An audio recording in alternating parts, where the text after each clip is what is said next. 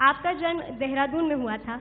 मैं भी उत्तराखंड के ही एक मध्यम वर्गीय परिवार से ताल्लुक़ रखती हूँ और मुझे अच्छी तरीके से मालूम है कि एक पहाड़ी परिवार में जाकर अगर एक लड़की ये बोले कि मैं परफॉर्मिंग आर्ट्स को एक पेशे के तौर पे चूज करना चाहती हूँ, तो बड़े सवाल आपके सामने खड़े हो जाते हैं। आपके पड़ोसी आपसे सवाल करते हैं, आपके माँ बाप को बड़े सवालों का सामना करना पड़ता है कि कैसे माँ बाप है, देखिए अपनी लड़की को रात रात भर भेज देते हैं थिएटर करने के लिए, ये कौन सा करियर है? क्योंकि शायद से सर्विस सेक्टर में ज़्यादा रहे हैं, आपको भी ऐसी कुछ चुनौतियों का सामना करना पड़ा। और अब ये जो कि परिस्थिति है, ये कितनी बदली है, मानसिकता कितनी बदली है पहाड़ में लोगों की? तुमने बहुत सही कहा कि जब मैं बात कर रही हूँ, शायद 25-30 साल पहले की बात है, देहरादून में मैं पैदा हुई, तो छोटे शहर में हर कोई एक दूसरे को जानता है। तो मैं दून स्कूल में पढ़ी, उसके बाद एमकेपी में, फिर डीएवी में नाटक करती थी, स्कूल में भी करती थी, एमकेपी में भी, फिर बाद में एमेच्योर ग्रुप्स के साथ, कला मंच के साथ, वातायन के साथ।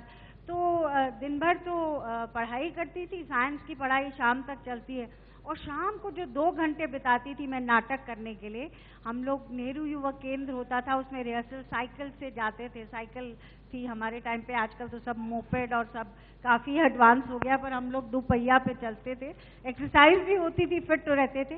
तो वो रिहर्सल जो करते थे 2 घंटे में, उसमें बहुत आनंद आता था। और स्टेज पे मैंने बहुत सारे नाटक किए यहाँ पर देहरादून में। तो मुझे लगने लगा कि इसमें ज़्यादा, मैं एमएससी ऑर्गेनिक केमिस्ट्री में किया और फर्स्ट क्लास पास किया, और मुझे स्कॉलरशिप भी मिल गई थी अमेरिका में स्टडी करने की। और मैं चुपचाप से वीज़ा का इंटरव्यू देने गई दिल्ली, और साथ में नेशनल स्कूल ऑफ ड्रामा का भी इंटरव्यू दे दिया, घर में किसी को बताया नहीं। जब सिलेक्शन हो गया तो घर में आके मैंने बताया तो बम फूट गया।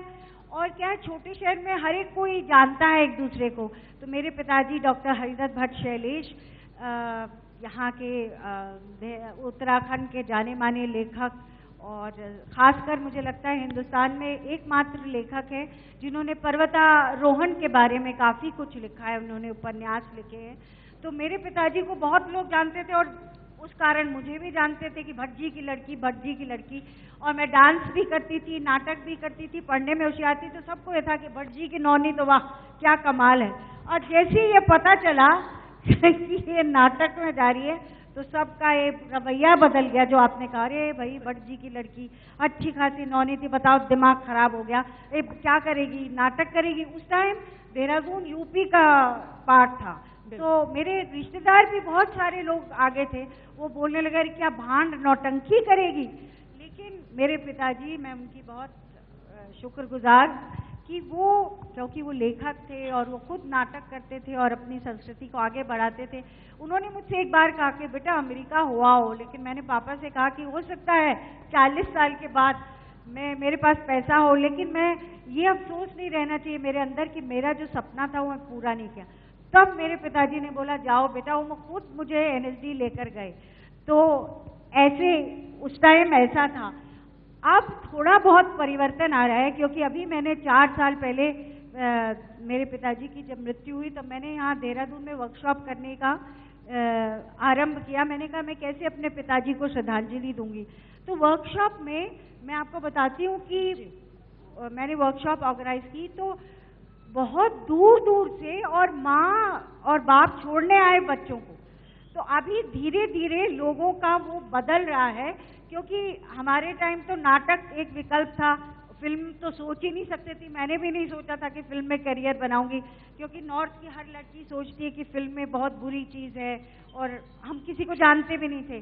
तो अब तो बहुत सारी शाखाएं हैं, टेलीविज़न है और फिल्म है, और सब लोग आजकल बड़ा शान समझते हैं कि हमारा बच्चा एक बार टीवी पे आ जाए, एक बार फिल्म में आ जाए।